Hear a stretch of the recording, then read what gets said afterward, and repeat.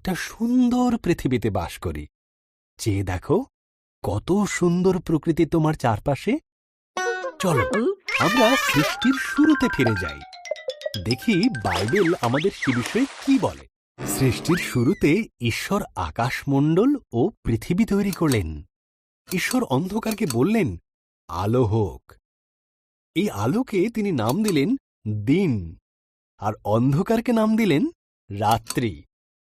প্রথম দিন শেষ হল। এরপর ঈশ্বর উপরের জল থেকে নিচের জলকে আলাদা করে ফাঁকা জায়গা তৈরি করলেন, যার নাম দিলেন আকাশ।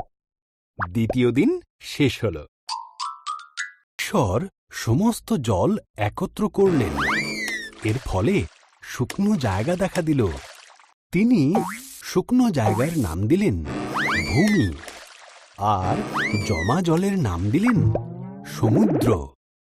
তারপর তিনি তৈরি করলেন ঘাস, শস্য ও গাছপালা। তৃতীয় দিন শেষ হল। এরপর ঈশ্বর আকাশে বিভিন্ন আলো তৈরি করলেন, দিনের জন্য সূর্যকে আর রাতের জন্য চাঁদ ও তারাদের তৈরি করলেন। চতুর্থ দিন শেষ হল।